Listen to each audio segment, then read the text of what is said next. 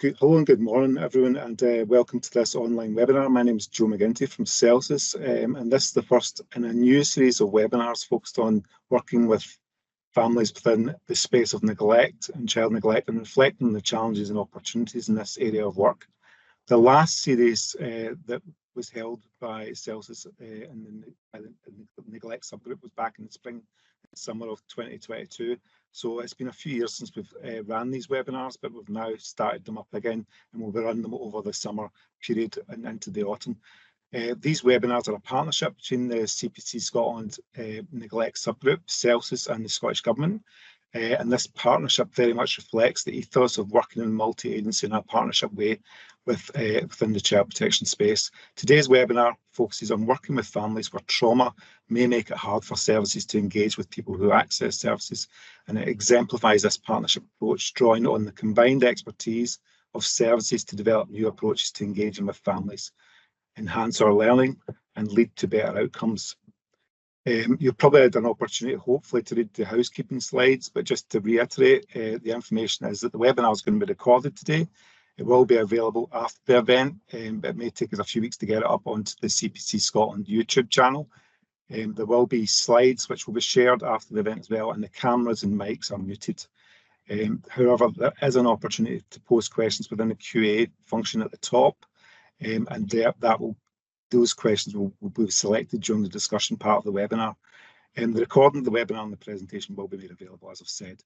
And the speakers today, we have two speakers this morning, Neil Whettam, who is Public Protection Learning and Development Advisor at Clackmannanshire and Stirling Council, and also Shumela Ahmed, who is Managing Director of Resilience Learning Partnership, and they will be taking us through the topic this morning and engaging in the discussion at that part of the webinar.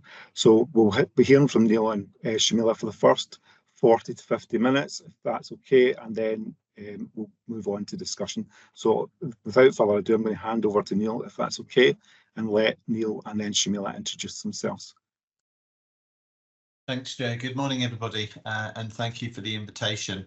The session is divided in two parts this morning. I'm going to give you sort of the background and the history, how Shumela and I came together to work together on creating a trauma-ready reckoner. And then Shumela is going to talk you through how we developed the trauma-ready reckoner and to give you more information around trauma-informed and trauma-skilled work, working with parents where there is concerns around parental neglect. So, as Joe said, my name is Neil Whettam. I'm the Public Protection Learning and Development Advisor for Clackmannanshire Council and Stirling Council. I have the responsibility of all multi-agency learning and development for child protection and adult support and protection for health, police, education, social work and our third sector partners across the two local authority areas. Background is a qualified social worker, mainly within residential education, adoption and fostering, children's hospices, learning and development, and I've been an advisor consultant to various international NGOs around the world, and have had the opportunity to work on a number of United Nations projects for child welfare reform and child protection systems. So how did we get to where we've got today?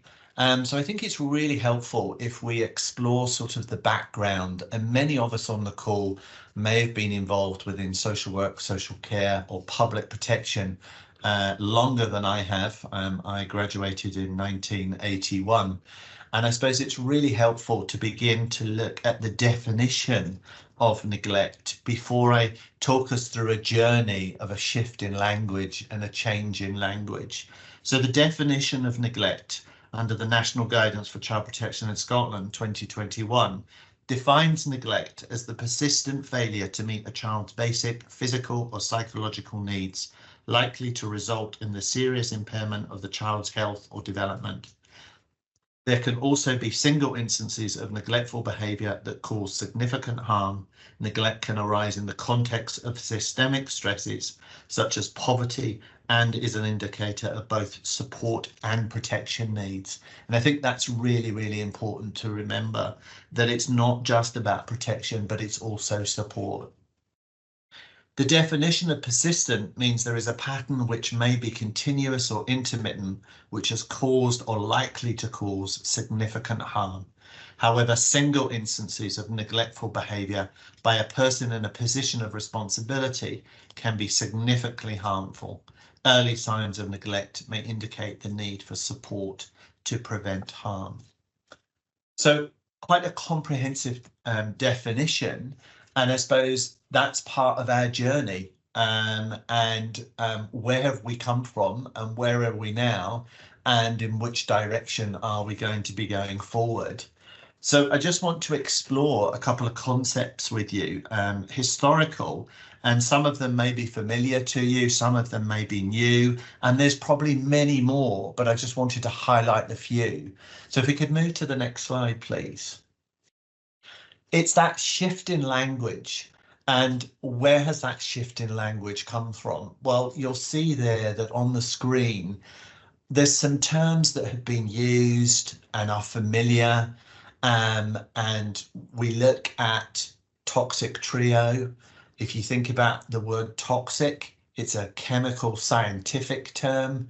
And then we've moved now to the term trigger trio, where it causes or triggers a concern that we may have for whatever reason. And if we look at previously when we were working with families, our families predominantly would be presenting with behaviours such as challenging, dangerous or uncooperative.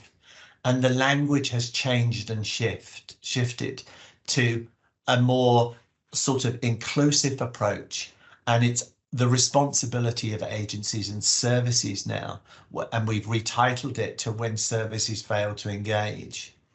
So when we're looking at those sort of old definitions of challenging, dangerous and uncooperative, we're not labelling families, but we're looking at the behaviours and actions that maybe have been presented. So was that avoidant, ambivalent and hostile?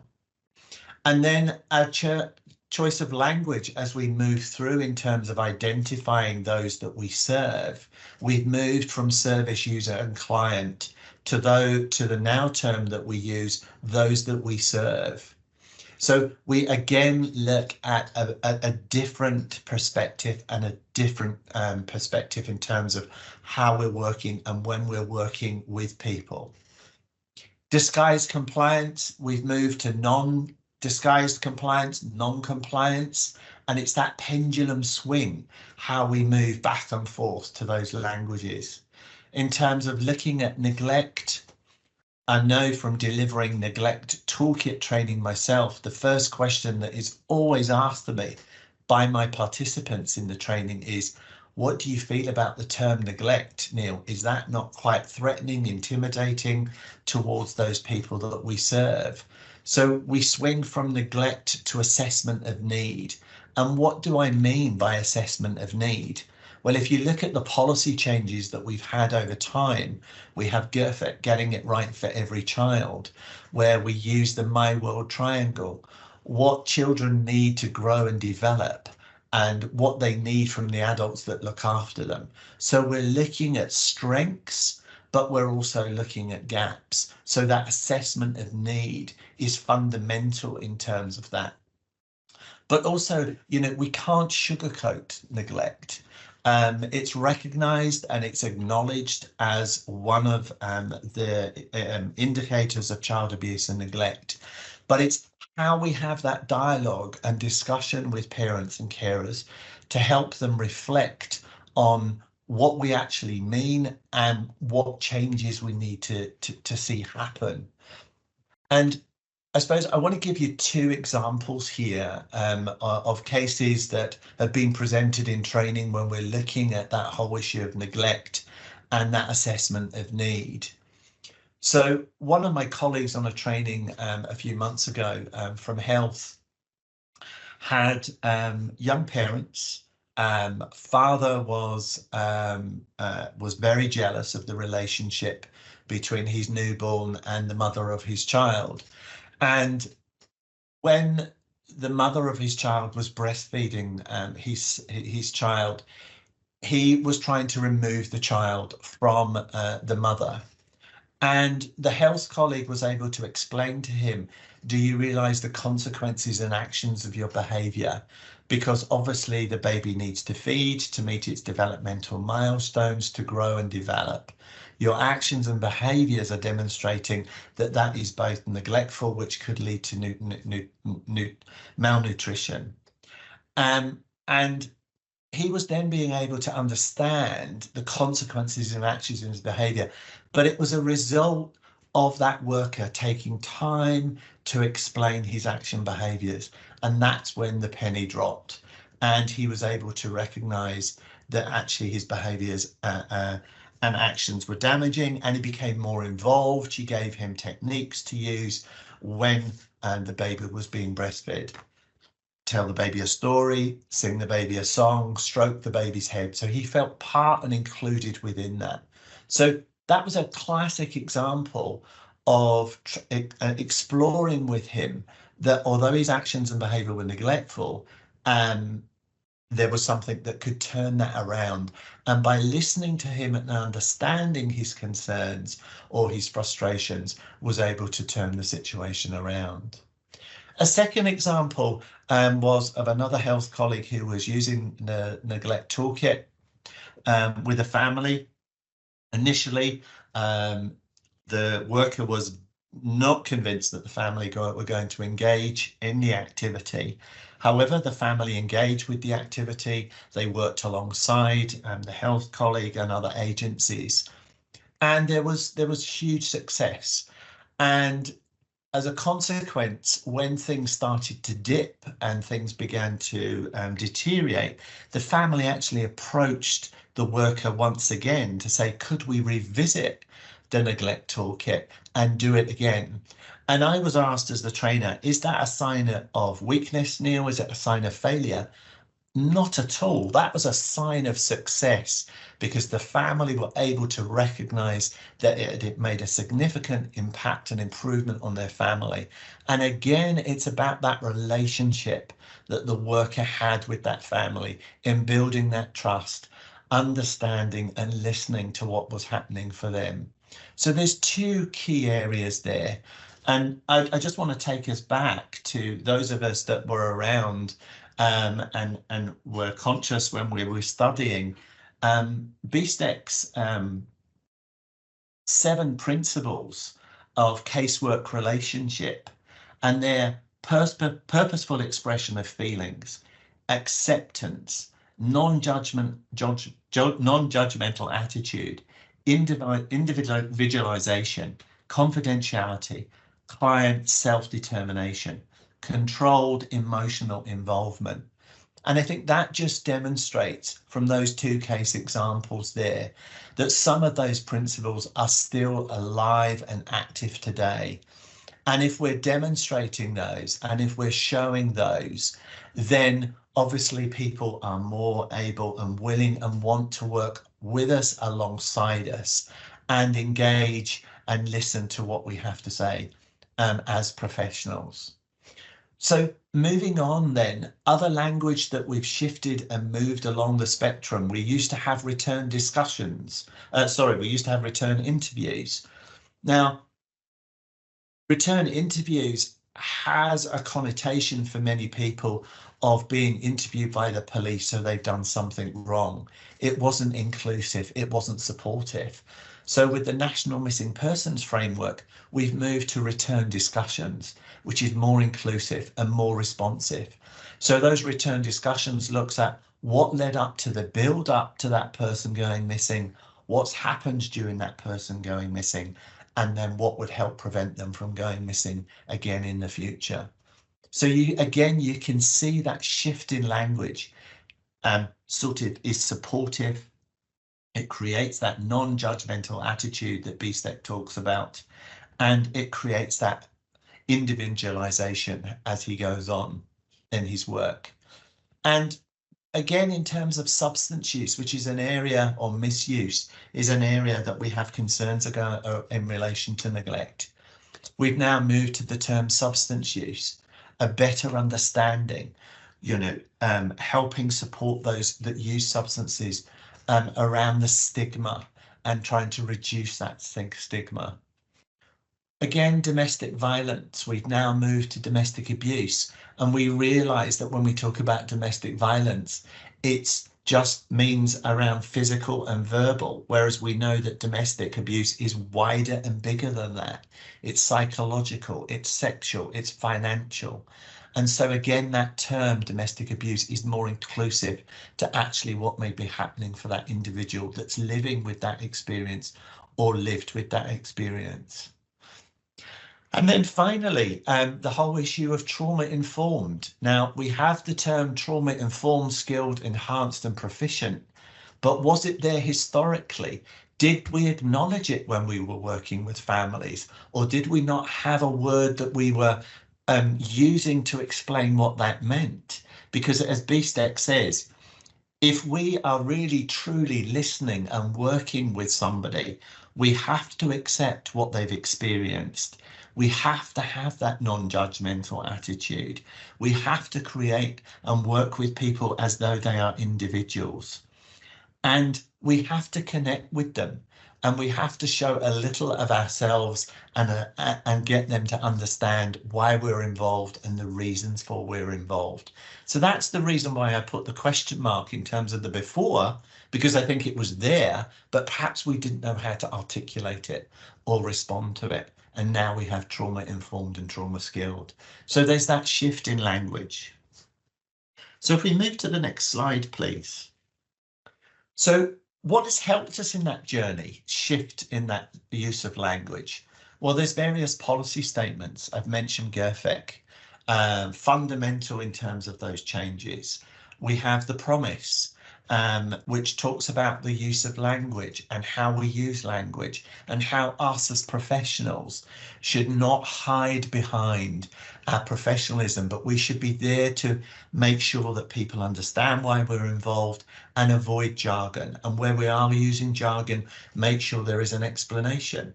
We've shifted from child protection case conferences. We now talk about child protection planning meetings, because what is a child protection case conference? It's a planning meeting. So why don't we call it, and have now begun that journey in calling it child protection planning meetings? We have various guidance documents. We have the new National Guidance for Child Protection, which was updated in 2021, 22, 23, gives us clear parameters on what we should be thinking and how we should be working with those people that we serve. Some of the language that we've heard, disguised compliance, non-compliance, comes from child death reviews, inquiries. So language that is presented in formal documents, we've sort of adopted, taken on board and used. But do we look behind those behaviours? Do we look behind those actions? And then I suppose the other element is word of mouth. We hear terms banded in conferences, trainings, SCRs, learning reviews and other reports. So we tend to adopt that within our professional dialogue, and in terms of being able to understand what does that basically mean. But do we have that understanding with those that we serve? So if we move to the next slide, please. So where are we now? So there's been great advancement. We now have the United Nations Conventions on the Rights of the Child, which clearly indicates that we have a responsibility to speak and to listen to those children and young people. The Children's Charter, a fundamental document that probably is not so well known, but is really important. Children and young people want us to be able to use our power appropriately, keep them safe when they need to be kept safe, listen to them, speak to them. We have new legislation in place that looks through that trauma-informed lens. Age of criminal responsibility is very clear in terms of based on the policies and procedures of GERFEC, and that we need to be looking behind those adverse childhood experiences. Guidance updates. There are many there, and many signpost us to look at things differently. Psychological trauma framework, a very fundamental shift to look, as I've said previously, around those presenting behaviours and actions, to see the person and what they've experienced and what they're living with. The promise, another fundamental document that enables us to look at things from a different lens. And then probably what I think is most important for us to remember is the voice of lived and living experience. What does it feel like to walk in their shoes? What does it feel like to experience that particular situation? I'm the chair of the National Child Protection Learning and Practice Development Group. And one of the things that we're embarking as part of our work plan for this year is looking at how we reflect the voice of those people that we serve in our learning and development, so that their voice is heard and is seen as being important and significant in how we work and support with those people that we serve. And then lastly, but I think is also importantly, rather than thinking about the silos of how we work, we need to look through that public protection lens. So yes, we may have a concern about a child, but equally so there may be a vulnerable adult within that family who equally deserves the support and protection that us as services and agencies can provide. So we look at the whole family holistically through that public protection lens. Next slide, please. So how did we get to achieve a trauma-ready recognizer? So many years ago, pre-pandemic, East Ayrshire presented a ready recognizer around the whole issue of disguised compliance. And that was at roughly the same time as the Liam Fee SCR that was published. And it was while reading that ready recognizer, I thought to myself, well, could this be transformed from a disguised compliance, non-compliance ready recognizer to a trauma-informed ready recognizer? So it was discussed at our Public Protection Learning and Practice Development Group locally, and Shumela and the team at the Resilience Learning Partnership sit on our Public Protection Learning and Practice Development subgroup as those with lived experience or living with experience. And Shumela and I decided that it would be a good idea to look at that and see how we could shape it into a trauma-ready recognizer. And that's how we've got to where we are today. And Shumela's going to talk you through in terms of that trauma-ready recognizer. But as the end result, we now include that in multi-agency training. The title of the course is When Services Fail to Engage, but we also include it across that public protection agenda in Adult Support and Protection Council officer training. So we're tackling it from both sides, both in terms of child protection, but also in terms of adult support and protection. Next slide, please. So moving forward, who knows where we're going next, what will happen?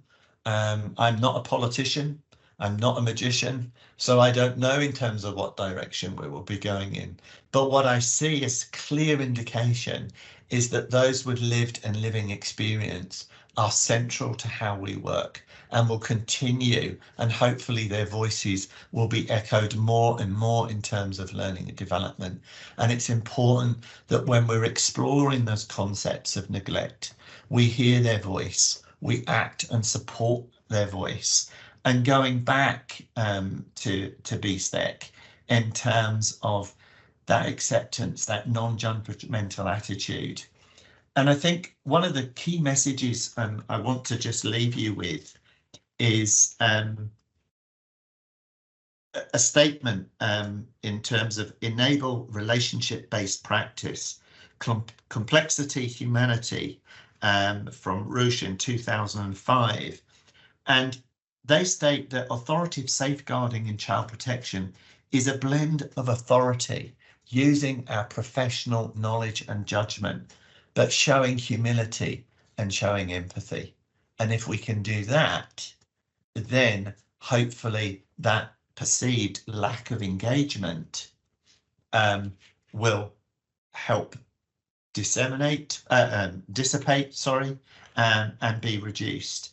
And the last statement I just want to leave you with is by Howe, who said that the social work client relationship is the vehicle in which empathy is conveyed, care is provided, experiences are shared, belonging is created, and meaning making occurs.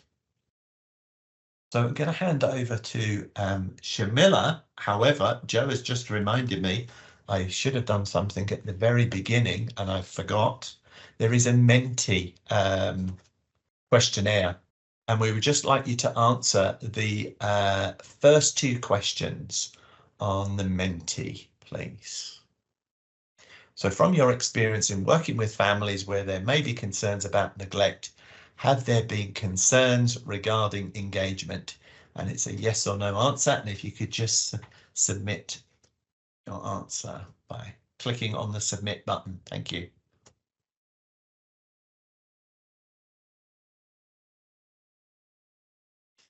In your opinion, would you be more likely to view these concerns regarding engagement as located in the service, people who access the service, or a combination of the above? And if you could complete the same by submitting your answer with the submit button. Thank you.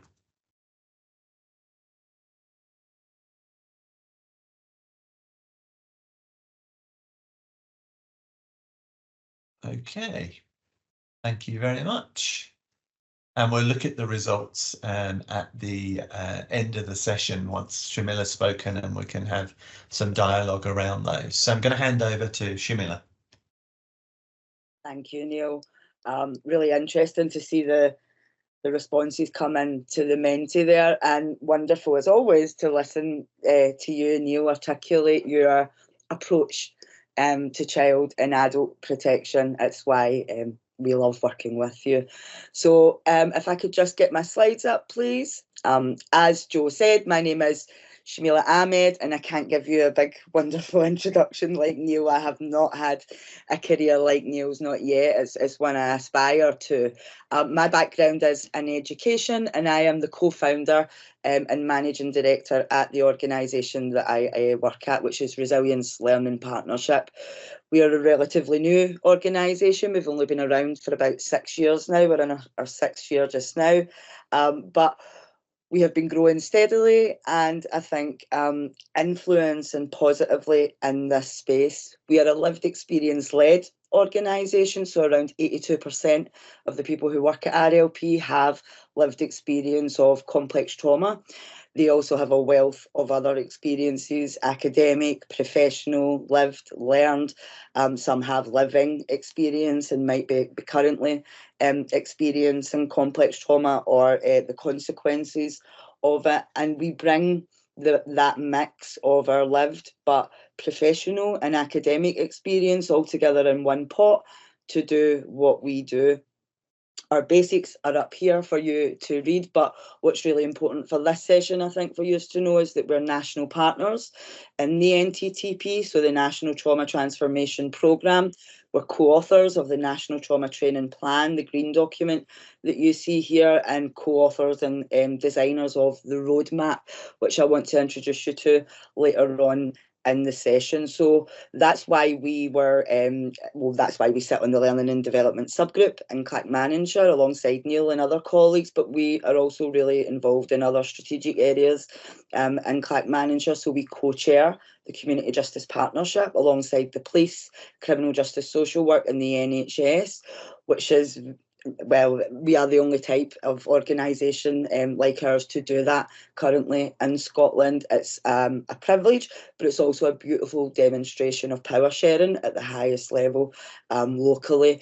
And we've been co-chairing that space now for a couple of years.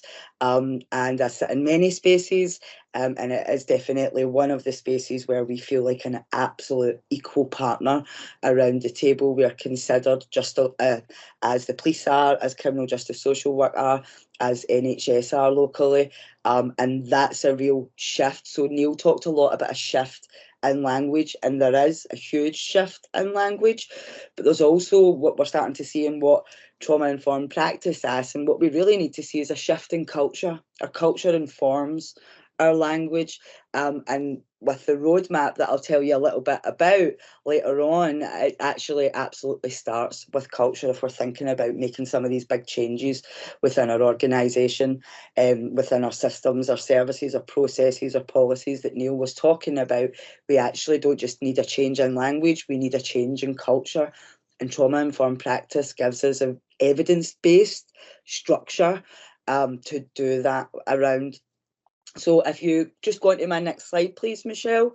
I just want to remind us all of trauma, and Neil hit on a lot of that perfectly actually in the definition. So if we look down here at the bottom and we look at single child incident trauma, adult single incident trauma, these could definitely be single incidents of neglect, as Neil said, that are very serious and can then open up a whole world of things for families and the services around them, as can continued, so complex trauma, which is childhood. You can see down here in the roots, childhood complex trauma, adult complex trauma.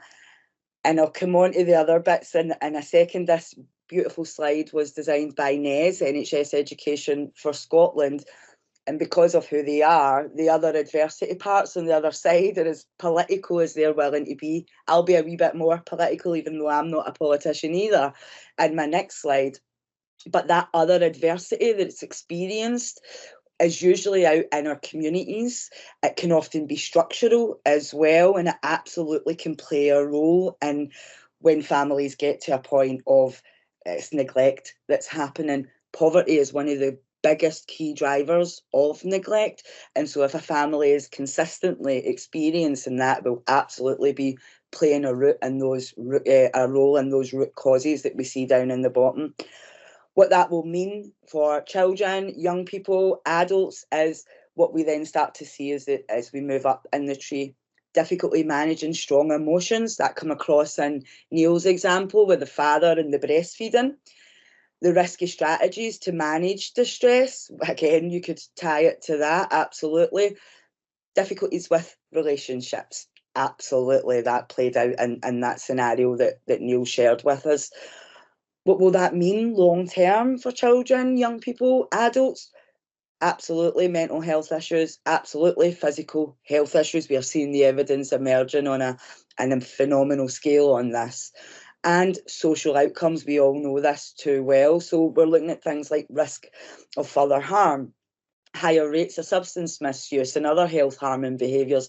We don't often talk about the other health harming behaviours a lot, like overeating, that's a big one, and we don't talk about it. I think perhaps could potentially fall into the neglect realm.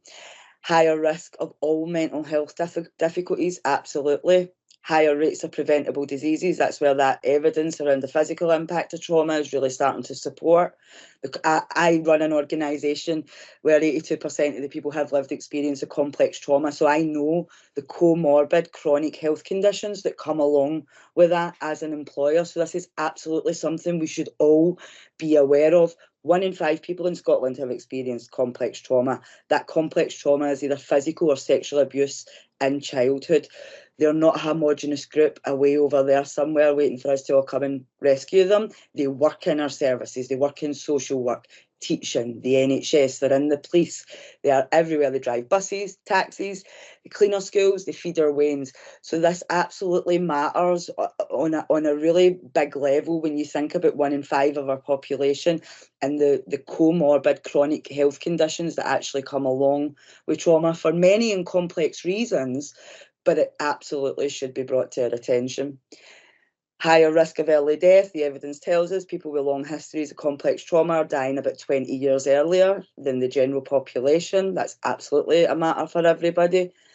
Educational difficulties, we know and see this. Relationship risks, so for young people experiencing a lot of trauma when they go into adulthood, can often then be vulnerable and at risk of further abuse, of further traumatisation, but because they're an adult, may be treated very differently within the system. I often use the example of childhood sexual exploitation, or young people who are being who are adults are having sex with, and we are very concerned about as from a child protection perspective. But as soon as they become of the age of consent, I don't hear any child or adult protection professionals ever talking about the sexual abuse of women in particular, who are over the age of consent, and it should be a protection issue, but we don't seem to care as much when that age change takes place. So we really need to get a grip of that. Reduced opportunities, we know that, education, employment, financial, housing, so many reduced opportunities for people. And so then we also see things like a lot of contact with the justice system, you know, a high population. The last time I looked, 67% of our young people in Pullman are care experienced. I think that tells us a lot about the trajectory for people who are very much caught up and living in and within the system at the moment. If we can move on to the other slide, because that slide I just showed you, the trauma tree, is about trauma at the individual level, and we're only seeing the other adversity there on the sidelines. This is also a trauma tree, I call it, but it's from the States, and it brings together two different aspects. The top of it identifies, which we at RLP don't use the language of ACEs, we prefer to use the language of trauma. We find the ACEs language a bit limiting because it only looks at 10 specific areas, which you see here, also because it only looks at maternal mental health and doesn't consider, well, all parental mental health, dad's mental health, and the role that might play. But absolutely, we acknowledge the ACE's work. It's been great. It's got so many wonderful conversations going on in Scotland, particularly around our early years practitioners, and has switched them onto a whole load of stuff that I don't think were previously getting. So that's absolutely brilliant. What this tree does is it's called the pair of ACEs because it absolutely is looking at the adverse childhood experiences. But if any of you know the great James Docherty, who's a colleague and a good friend of mine, me and him often talk about adverse system experiences.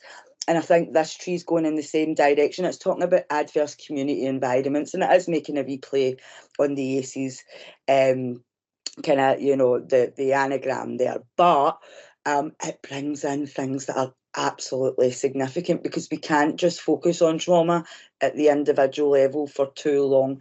Yes, it's important, it's absolutely significant, and we must understand that and understand how to respond to it. But we can never get too far away from some of those structural factors that will drive poverty. Oh, if we can just jump back, sorry.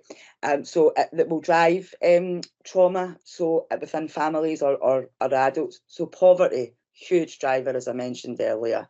Discrimination, which happens in all sorts of weird and wonderful ways within our communities.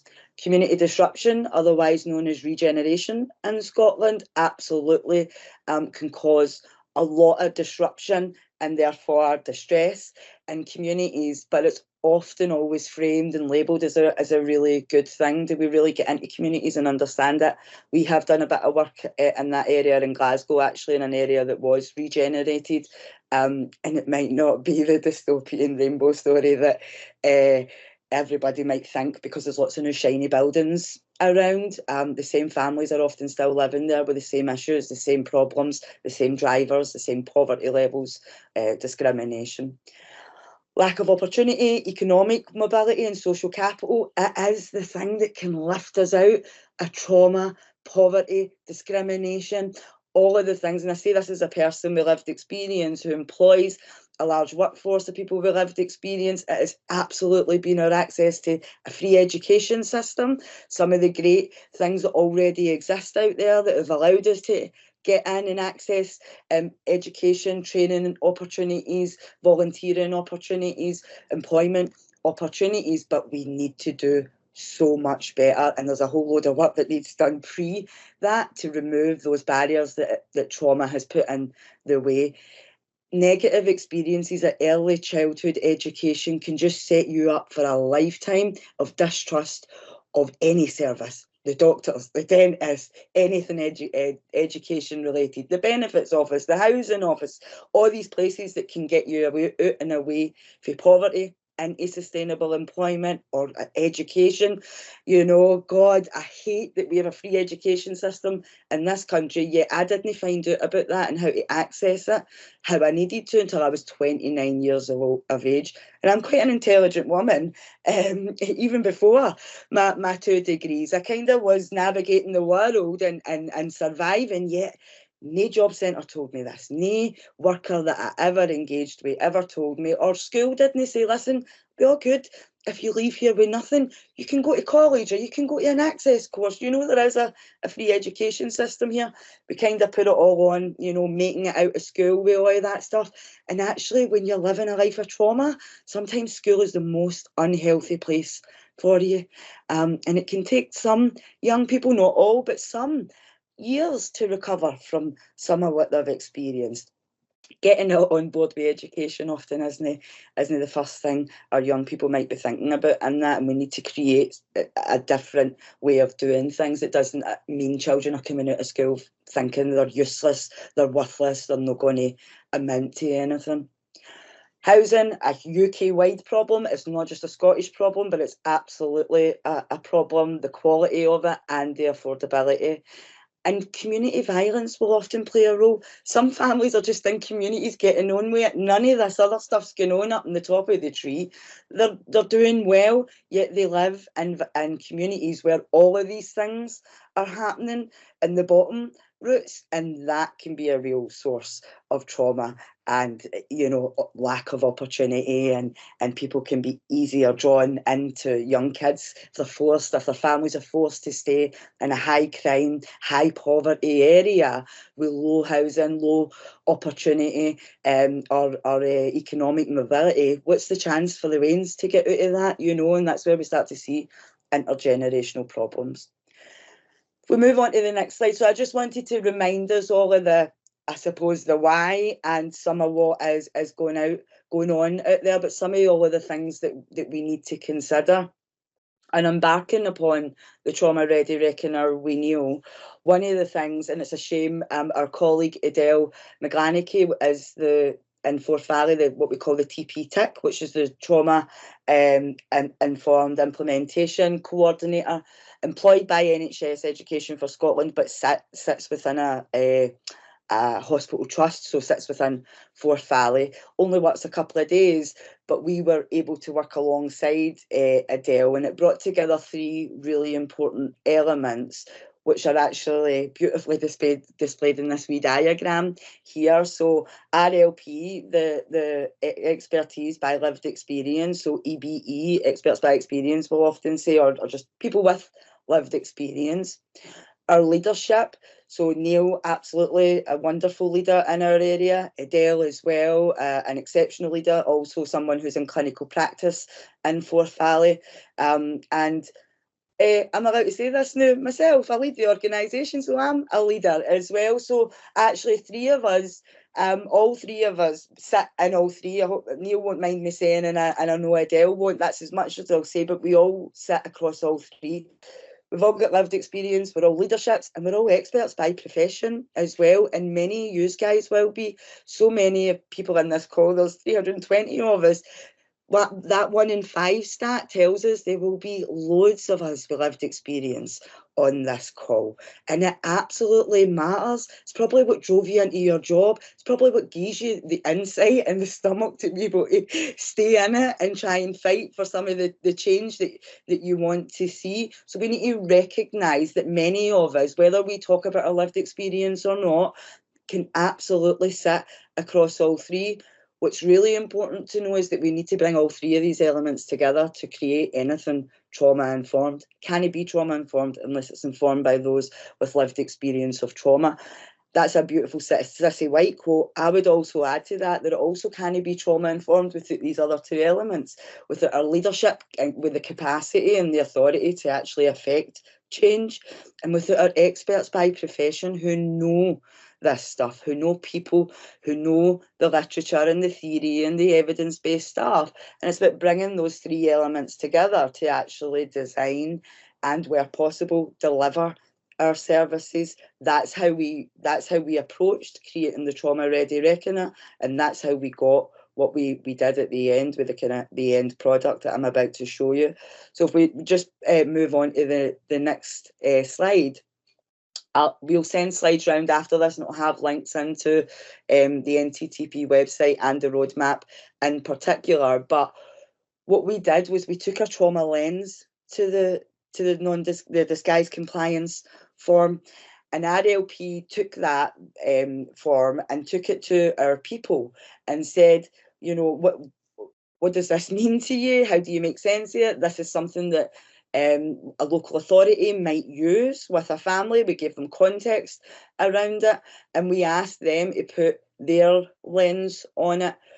Adele took it away and would have put this exact lens on it, but we were doing that as well. In the background, this tool was being developed. It wasn't published yet, so we were a wee bit ahead of our game, which is wonderful. And Neil just has this lens kind of naturally from his experience, from his wealth experience working in all the different places he has. And that's the thing, some of you guys might be very naturally trauma informed. It's about understanding the human. It's about seeing the human behind what might be presenting. It's about, you know, having a bit of an idea about how, you know, a childhood filled with neglect, sexual abuse, witnessing domestic violence might actually look in an adult or a developing child. So many of you well know this. I think Neil was right about us not having the language quite right yet for it. And the roadmap will help you around that. But the roadmap and the lens tool in particular asks us to look at every aspect of our service, and that's what we looked at when we were looking at the Trauma Ready Reckoner or developing the Trauma Ready Reckoner. And the kind of blue sky hope for us as a lived experience led organisation, and I'll always keep saying this, is that a form like that could actually be filled out in collaboration with a family, sitting down at a table with a family and showing them that and helping them understand why we're asking those questions, why we have concerns around a certain area, and why we might be concerned about that. Because in our experience, when we take child protection issues to groups of people with lived experience, particularly if there's people with lived experience of childhood sexual abuse in any of the groups, they are the strongest advocates for stronger and stricter child protection measures, actually, which might be quite surprising. But the way that we're able to nurture a conversation like that is about the environment that we set it up in and the relationships that we hold with people. They don't see it as a threat, us bringing something like that. So we're able to get really honest and authentic answers out of them, which might surprise actually some child protection professionals if you were to hear it. So there is within the roadmap a trauma lens tool that's fully accessible to you all, but it looks at all these different elements. And I think beyond like a risk assessment around non-compliance, there's other parts, because if we're thinking about somebody coming into the service and engaging, and that might be a reason why we're putting an X beside their name, they're not coming in. Well, what is access to your service like? What is the actual physical environment like? What is it like? What does it remind people of when they're coming in? Or just simply how welcoming is it? Is it a welcoming place? Are the reception staff aware and trained in trauma-informed practice to, change their approach and be a bit flexible? How does your service approach relationships? How is it supporting recovery? Because absolutely everybody has a role in that for people. Even down to things like what materials and media are you sending out to people? What's on your walls? What's sitting on the waiting area tables? The communications and language that you use as a team. How does that happen? Because trauma-informed practice isn't just something for people accessing our service, for people who we serve. Trauma-informed practice is for all of us as well. And I do believe that some of it, like Neil talked about the language and the guidance and all of that you guys have. But if that's not been designed in the right way, and if it is reaffirming deficit-based language as well as deficit-based approaches, that is feeding into how we think about people.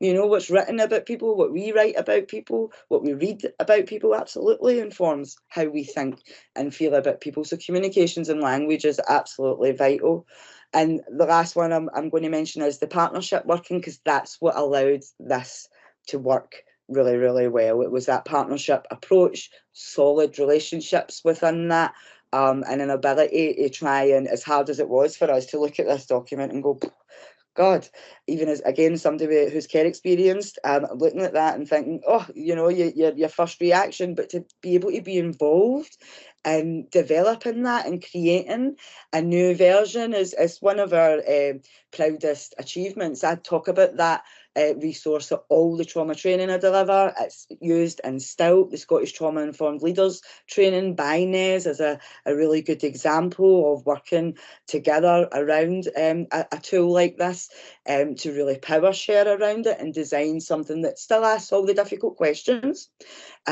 still does what it was designed to do, but does so in a very different way, a trauma-informed way. So if we could just move on to the next slide. This is it here, and it's nothing, it's no big fancy all singing dancing thing, but as you see the document here on the left with the traffic light system in it, as the original disguise compliance recording template that was brought to us. As you can see, it's got several observations in there and has that all important traffic light system. So I love a traffic light system for our risk register at RLP. We use it with our board. It's great for that, and we also use it in a lot of project related stuff. But this document's about a person. So one of the first things people asked was, what is that down at the bottom? And then when we just explained what a traffic light system was, there was quite a, you know, an adverse reaction to it. Well, a traffic light system's about warning about danger to prevent any, you know, accidents. It was all really negative connotations. And I know it's still widely used in some counselling and psychology circles, but we would, again, as a lived experience-led organisation, advocate that there are other ways to score humans that might be a bit different from the way that we use to score our systems and our processes and things like risk registers, because that's where you'll often see a traffic light system kind of consistently used, and that's where the connotation is. We could use numbers, we could use letters, we could use words, we could use a different colour palette, and that would take away that really negative kind of connotation that people with lived experience associated with it straight away. Also, each of those observations, when we went through with them, almost everybody in the group, and I think there was about 8 to 10 people in the group, led by me and a colleague who both have extensive lived experience in this area. So there was definitely 10 of us, maybe 12. Every single person could come up with a really valid reason, particularly survivors of childhood sexual abuse, as to why they might behave like this in an interaction with a social worker or a child protection professional. And it was really interesting listening to some of the reasoning around that. So that really informed what we then brought to the table alongside Adele in informing what you see as the result of our work together. So obviously, one of the obvious things is the name has changed straight away, and it no longer has that traffic light system in it. It still has every single one of those observations, but as you can see, the sentences are much fuller, and each has a box of text underneath it to give some context around trauma, around why that might be the case, why a parent might be presenting in this way. And also at the top of the document, you'll see a couple of paragraphs of text, again, building up the context, giving people more information about the impact of trauma and what might be playing out in front of them. It goes from a 1-page document to a 3-page document, and also comes, rather than just finishing it at these, you know, ticks, it gives the professionals something else as well. So comes with some signposting, and that could be adapted to be as full as you want, or specific, you know, if it's a child or if it's a family member or if it's an adult, you could have different lists of signposting within a local area for people to go to. I don't think how it looks and how it all reads out is the most important thing here for you guys. What it is about taking that approach where you might have documents or resources like this that you have to use, templates that you're developing yourself, how are you doing that with lived experience? How are you bringing the lived experience voice into that? And I think that's the most important part of this, is it's about how are you starting to work alongside and share some of the power you hold with communities of lived experience to ensure that we are designing things in that different way, and that trauma-informed way. If we move on to the next slide, please. So that's the resource, but as I said, I think it's more about the approach, the willingness to come together with those three entities: your leaders who are responsible ultimately for this stuff, your experts by profession, which you have in abundance, and the communities of lived experience that exist locally. You may already be engaging with them. These are some really useful resources that are supporting the trauma-informed work, but also giving you some practical advice on how you might be able to do that. We've got one with for anyone who works with children and young people, one for anyone who works with adults, a beautiful one, a piece of the puzzle just came out a couple of months ago, which is for anyone working with anyone with dementia. I share this just with people I know. It's a beautiful video to watch and share if you have anyone with dementia in your life, or you know anyone who's supporting anyone with dementia. And Common Ground is just recently released this year as well, and it's for anyone working with anyone with learning disabilities. I'm hoping that more are going to be coming out of the NTTP, but I've provided links for where you can find those. They're really useful, and they start to put that lens over how might we change some of those standard things that we do within our organisations. Next slide, please, Michelle. Lastly, I just wanted to say what really made it work. It was relationships, relationships, relationships. There's a wonderful quote out there: no matter what the question is, relationships are the answer. And they absolutely are, because as difficult as I said, as it was to look at a document like this for groups of people with lived experience, the relationship that we hold both with Neil and with Adele and the council in general allowed for that really good partnership working to take place. And you see the end result as what you see there. And I hope it's not, it's by no stretch of the imagination the end of the relationship. And one last wee thing I just wanted to say, because I made some notes, the policy context around this, I think, is really important as well. The evidence around trauma has really informed, for example, our domestic abuse legislation and coercive control legislation, and seen the likes of things like Safing Together and a different approach when domestic abuse is happening within families. And I think Neil's example highlighted that beautifully. And the other thing as well is the evidence around trauma, where neglect then becomes trauma because it's sustained, it's over years, kids are born into it, then it is absolutely, again, the evidence around this has informed our policy. So the driver in child poverty has absolutely come from the evidence of us understanding that long-term systematic neglect, which can absolutely drive out of poverty, is complex trauma. So these are much bigger issues than just on your shoulders, guys. That's what I'm saying. It doesn't all sit with child protection professionals. This is absolutely everybody in the system's responsibility.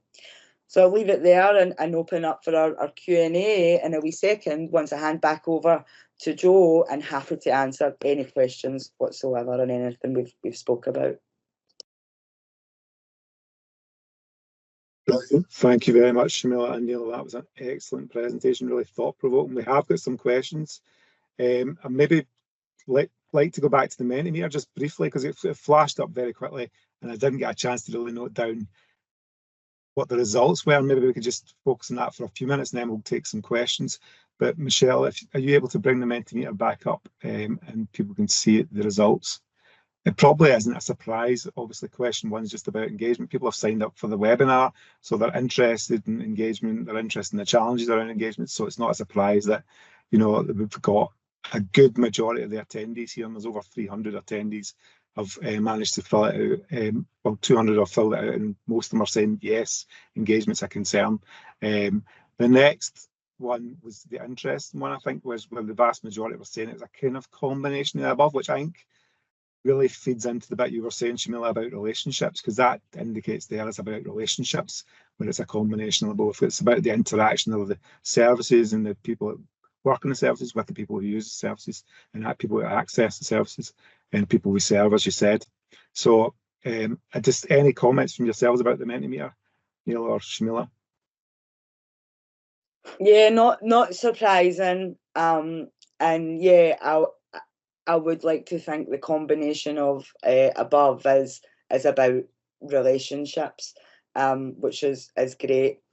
I think we need to be honest as well. So people accessing the service, I'm surprised to see so many, even though we're in such a big group, because for me, trauma-informed practice is absolutely about holding a mirror up to our service. And so the first thing we want to be always asking is, what do we need to change? What are we not doing right? What do we need to do differently? So things like a 3 strikes and you're out policy, we really need to get rid of them. There are so many different reasons why people might not be able to engage, really practical reasons sometimes that might not be actually about relationships, but they're about affordability, or whether somebody is actually able to travel on public transport, for example. We see a lot locally and anecdotally, people with lived experience of complex trauma who really struggle to travel on public transport, for example, and we operate out of a rural area where the only way you can get to us is by, sometimes you have to get 2 buses or walk a long distance, which again can be a struggle for people. So I think there are many and varied reasons, and when we think about power, we always need to be holding a mirror up to ourselves as a service when we're not getting engagement. I think that's the first place we always need to look. And I would agree with Shumela. We need to look at ourselves, and we need to look at our services and how our services are delivered. Yeah, so it doesn't surprise me. It's a combination of both. So it's good in terms of having that sort of insight to us as professionals and agencies, rather than as well as the insight into those that we serve. Thanks. And I'll maybe start off with a question, and then we'll go to the questions that are in the Q&A that people have put in. And I suppose that this is reflecting on what you had presented on, Neil, about the kind of the things that I suppose that have driven some of the change in the language and the culture, and the bit that it remains a challenge.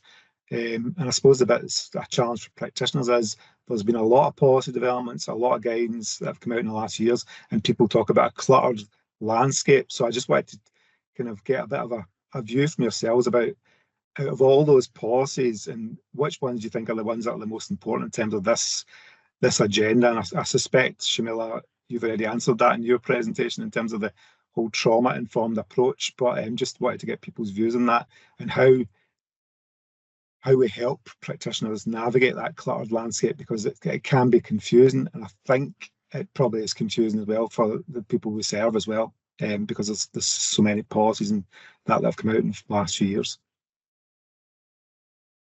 Yeah, I suppose it's getting back to the basics. I think GERFIC is one of the fundamental documents because it's clear in terms of the My World Triangle. How I grow and develop is fundamental. And then what I need from those that care and look after me is fundamental. And the My Wider World, I suppose if we were to re-look at the My World Triangle, Shumela and I would both advocate perhaps under the My Wider World bit, trauma should be another soundbite bubble in terms of past, current trauma. Because I think that's probably the bit that we need to explore a lot deeper with the families that we serve, and having those meaningful discussions. And then I suppose the national practice model, again, brilliant, back to the basics.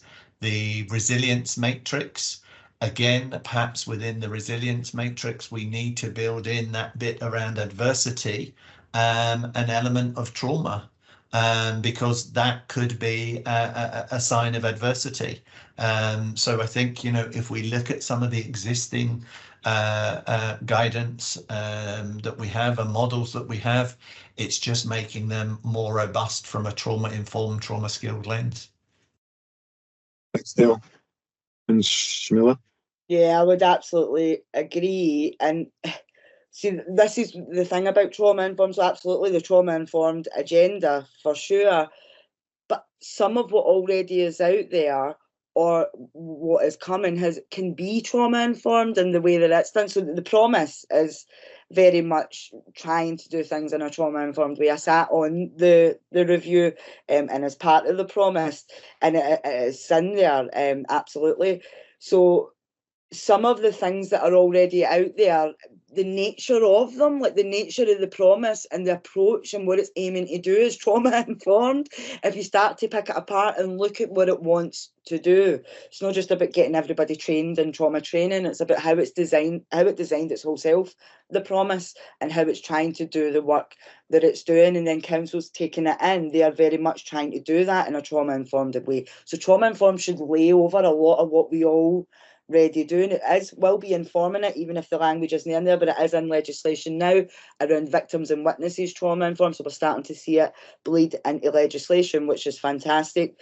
So the promise is a big one for me, and helping us keep families and communities and keeping families together. That's huge.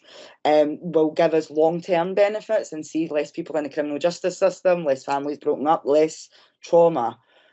Seeing addiction as a public health issue, so this is starting to come through as well in guidance, legislation and policy. We're even seeing it in adverts now, which is brilliant. That continuation into our culture. So family workers have taken that approach. It still shocks me how I'm still hearing in some training spaces that addiction is a choice, particularly where trauma is concerned. We need to get people out of that way. And I know NES are developing some staff on some resources, learning resources specifically around substance misuse that I think will be really useful for anybody working in the area. And I'll never stop going on about it, but poverty as well, as an absolute driver of so much of the issues that we all work in and around. Sorry, I've got a wee runny eye. Must have a wee bit of dust in it. The child poverty being a big one, and I think we are making some decent strides in that, but we need to keep on going. Okay, I'll come to a question. This from the participants in the webinar, and this I think feeds very much into the part you were saying, Shumela, about folk in the room will have experienced adversity. So this isn't an issue about othering. This is about everyone's concern, you know, and I suppose the fact that there's a large amount of trauma now within society that we've talked about during this session today. So how can we utilise our shared lived experiences? Everyone is impacted by loss, trauma, etc., to stop othering and tap into our connection with children, young people, and families. For me, that's about where the culture shift comes in, you know, and us being able to, so it's not about us all sharing our lived experience necessarily, but it's about the insight that our lived experience brings and how that can influence. But it can be a lonely place as well, and reached out to by lots of professionals who are, just yesterday actually, I had a professional who works in an NHS who's a clinical psychologist, works in an NHS trust in Scotland, and was reaching out to me for advice on how they can influence within their workspace. And because when they had tried previously, they weren't met with very great responses, and there was a lot of othering. And attitude started to change, and how the person was treated was starting to change. So that's culture, and that's still happening, and we can't get away from that.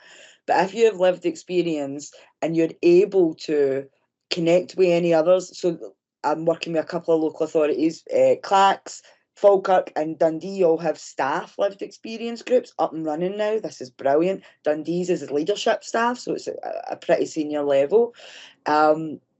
SCRA, Scottish Children's Reporter, also have a staff lived experience group, and there's about 15 people in it. Some of them have worked in the organisation for 20 plus years.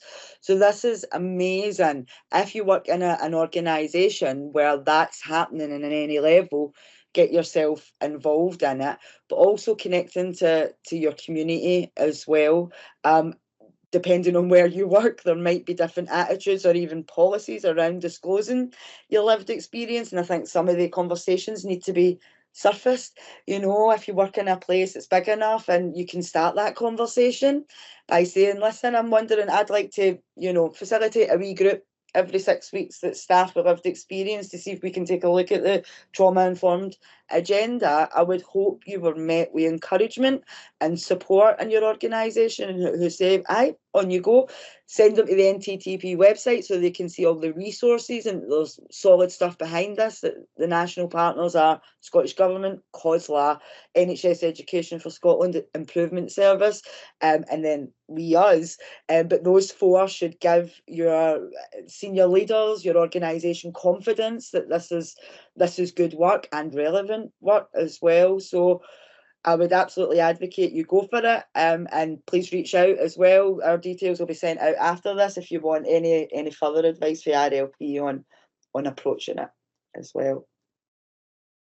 And I think the other thing to remember is, in terms of, although some people may not have direct of trauma themselves, in terms of their own lived or living experience from the work that they do day to day with the families that they serve, will have an impact of them. So I think we have to acknowledge that vicarious trauma is probably one of the biggest things that we experience on a professional level. If we're hearing the stories day to day, that is going to impact in terms of how we work, how we function, how we engage, and how we respond, and how we work in partnership. So it's about acknowledging that. And I suppose it's a plea for leadership that it's a priority to look at vicarious trauma for our employees, to recognise it and actually support it, and not making referrals, oh, I think you need to see occupational health. You know, let's deal with it, as Shumela said, in a safe space that recognises it within the workplace, rather than pushing it to one side or moving it to the next person or the next organisation to deal with, because I think that's really important. Vicarious trauma is massive in terms of you know, our day-to-day work, and in cases of our own lived experience, I'm sure we all do it, but certainly in our training environments, we make it very aware right from the very beginning when the training calendar goes out. There's a trauma alert or a trauma aware statement. This may not be the right time for you to attend this course because we may be dealing with issues that may have impacted on you as a child and now as an adult. So please think about whether it's appropriate for you to attend at this moment in time. And again, that goes out on the flyers around the information, and it's obviously recorded at the very start of any training session, because by the time the person comes into the event, it may be too late. So we need to do that preventative stuff prior to them coming in, but acknowledging it, that we're all living with it, and it's what they feel comfortable in sharing it and wanting to share. But there has to be an agreement by all involved that it should not be discussed out with. And I would add to that, actually, that where vicarious trauma is happening, then we are at risk of things like compassion fatigue and burnout. And it isn't only the most obvious parts of an organisation that we might need to put that lens on and acknowledge that we need to put provision around. So I've just recently trained all the staff in a customer support department in a council. So those are the guys that are the call handlers. They take all the calls that come in, they man the reception. And after spending 2 full days with them and hearing in depth about what actually goes on in some of those conversations, some of the help that they are actually giving to people, some of the situations people are bringing, there has never been a better reason, actually, that for me, that everybody in an organisation needs to be at least trauma informed, because some parts of the council would need, they just see it as, oh, that's a switchboard, whereas these guys are hearing repeatedly call after call for really distressed people, and then they might need to jump into a wee council tax query, and then they're right back into somebody who might be contemplating suicide, who's homeless, who's just out of prison, who's really, really extreme circumstances, and it's us acknowledging the impact of that on human beings, and not always just the most obvious. But if we can get good standards of practice and child protection and social work and all the other areas that should have good support and supervision, should have good resource around prevention of vicarious trauma, compassion fatigue, burnout. Hopefully it can start to then transcend into other parts of our organisations. Shumela, and that is really interesting because there's obviously been a lot of discussion nationally about staff wellbeing, retention, recruitment. It's all kind of, I suppose, tied together, but that's probably a topic for a whole other webinar. But I'll just move on to a few of the other questions. And again, these ones are, I suppose, looking at more about the use of the tool and just how it could be used. So there's a question here about how do we integrate the importance of the positive empathic relationship alongside the use of the tool and avoid it becoming just a tick box exercise. Practitioners need time to do this and be able to use the elements of the B-STEC principles as described by Neil. So just any comments about how we kind of do the both. And there was another question related to that, just about any kind of feedback from people that have used the tool that we might have gathered within CLACS, and also have they found it useful, or have they shifted back to that deficit-based kind of practice, or maybe the tick box one? And I would hope that the system leaders change would support this shift in practice. So the important bit about the kind of shift in cultures takes leadership, etc., to bring in new practices, because the best will in the world, you can come up with the best ideas, but it's about implementation, and that is a challenge. So both those questions are relating to just how the tool's been used. So any comments? And probably it's more directed at yourself, Neil. Yeah, so I suppose the first thing is, in terms of, nobody should be using the tool unless they've had sort of that briefing around its purpose and how it can be used. So that's why we've introduced it into the training about working with when services find it difficult to engage. So we explore the use of the tool and how it can be used, and in terms of the consequences of using it, in terms of that signposting. And then in terms of then giving them the tool to use on the day, we explore it, and then it being located on sort of the platforms where staff can use it. In terms of the use of it, we are beginning to do an audit to looking at the tools and the assessment tools we use in general around supporting practice, because we've got to have that so what question. You've got the training, you've got the tools, you've got now, so what? What's the impact of that going forward? A, in terms of your assessment, B, your engagement, and C, in terms of those that we serve, what do they feel about it? So that's the next part of our journey. So the first part was introducing it, the second part was embedding it, and now we need to do the analysis in terms of the so what around those three key areas. Thanks, Neil. That's really helpful. We've got a question here from a safeguarder that would appreciate your thoughts on how you balance the use of language and understand it's empathic towards parents with being able to meet the thresholds required at court. And again, this is probably for yourself, Neil, from the kind of point of view of establishing grounds at hearings, etc., to evidence compulsory measures. I find that sometimes parents have difficulty understanding the child protection concerns due to their own lived experiences, and being interpreted that it was okay for them and it's okay for their own children. So there's a kind of bit about the cycles there going on and people's just levels of understanding and how that's kind of explained. So it's that bit about getting difficult concepts across, I suppose, within, and doing that in an empathic way that isn't judgmental, etc., the way we were talking during the presentation.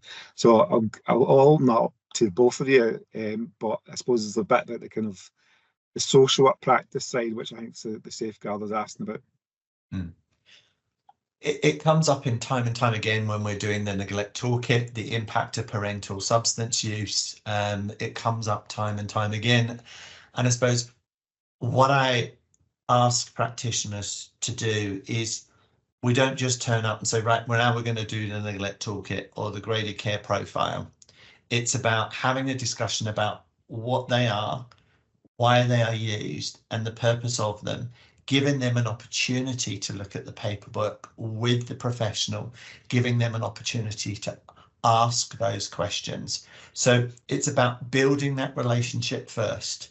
Okay, recognizing the strengths And then in terms of building to the more difficult areas and the difficult subject areas, that's not to say that we should be colluding with parents. We shouldn't be ignoring the hard stuff, but it's in terms of making that journey as easy and as soft as possible, so that when we get to the more difficult subjects, we've heard in terms of the voice of the person living with that trauma or lived with that trauma, and then actually giving them an opportunity. So, okay, I've heard what you've said. You've helped me better understand what your experience is. Now let's explore in terms of what some of our concerns are. And if we go back to the basics, in terms of, they will always say that they want the best for their child. They have their child's best interest. So we go back to the basics and saying, well, this is what children need. This is how they grow and develop. And this is how the wider world, your community, the state supports that. And we need to look at where the strengths are and recognise those strengths and build on those strengths. And then we can then deal with the deficits or the gaps. So I think it's about building that trust, creating that supportive relationship, that acceptance, and not having that non-judgmental attitude, and showing humility, as Hal says in that statement. The social work-client relationship is a vehicle in which empathy is conveyed, care is provided, experiences are shared, belonging is created, and meaning-making occurs. That, I think, is the key. I absolutely agree with everything that Neil just said there. And for me, it's about educating parents and how we're able to do that. And we can do that through relationship. Neil's example of the breastfeeding situation, what it would have took for that professional to challenge that in the moment, the confidence required, the knowledge and the ability to navigate what would have probably been quite a tense situation at the beginning, to come out with that result at the end is just phenomenal. And actually in the trauma work, we talk about knowledge, skills, confidence and capacity. And that's about people often think it's just about the training piece, but as you all know, everybody can go in a wee hour and a half or 3-day session on any topic. It doesn't make you an expert in that, and so I just think that the education part is where that confidence comes in for practitioners, the confidence to be able to have that conversation while holding the knowledge that around child development, around the impact, but being able to have that really difficult and what would have been a very messy conversation. That's where it needs to happen for me. There's also a beautiful example often used by the Caledonia Project, the domestic abuse mandated service that perpetrators are put on in their programme, because often perpetrators of domestic abuse, particularly males, will claim to be good fathers. And so then when they are presented with the evidence on what just even witnessing domestic abuse will do to the developmental brain of a child, that's where they started to see real changes in behaviour and people really sticking with the programme and being able to complete it and changing their views and beginning to understand that the impact that their views and behaviour were actually having on their children. So I know it takes longer, and I know some of you might not have that time when you're making your assessments, and I get that. We need other conversations around that, but taking other approaches. For example, we run a 6-month education and training programme for people with lived experience. It's called the TIER Pathway, stands for Trauma Informed Education and Recruitment. The majority of people who come on it have had really long, extensive histories of complex trauma. Many have had their children removed, they've been interacting with the criminal justice system, and they've had addiction issues, and that's why they've ended up coming onto the programme. I can tell you with my hand on my heart that it takes at least 3 months, but for some people the full 6 months, for them to come out and have a really changed perception on trauma and the impact it's had in their lives. And any of those people who are then parents really are starting to change some of their views and behaviours themselves. We're not doing anything, you're seeing it. One cohort last year or the year before made a beautiful video at the end of it on parenting.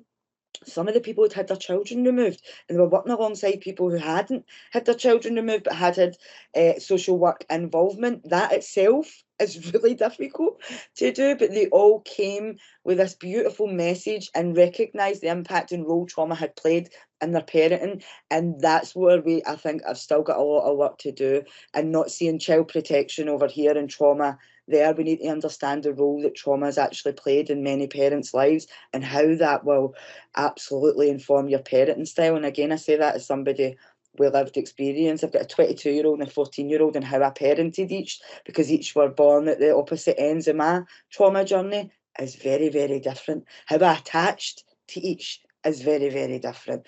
And that's the really complex, nuanced stuff that lies in trauma that sometimes our wee forms and tick boxes are not understanding and getting to grips with. And we need a culture that does. We need practitioners that get that and can work in that space.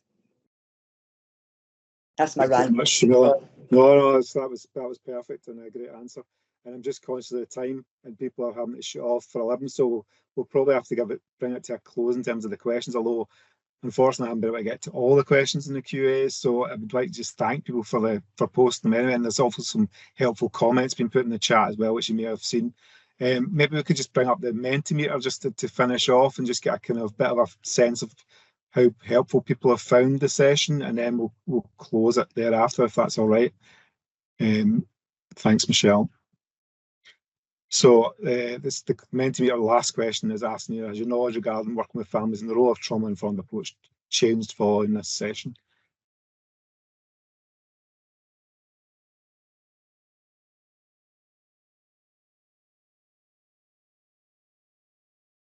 A few still adding to it, but I think the results are interesting. So I think people have found it helpful, and their views in terms of the trauma-informed have changed quite a bit. For some, it's a little, but that, I suppose, demonstrates that people have come to this trauma-informed. But it's the bit you were saying, Shumela, about how we implement that in practice that's the real challenge. And I think, Neil, you're alluding to that as well, very much through your presentation. So I just want to finish again by thanking both of you for your time, thanking everyone else who's attended. I know how busy everyone is, and just the capacity for people to attend training is very much squished with the day-to-day practice concerns that people are embroiled with.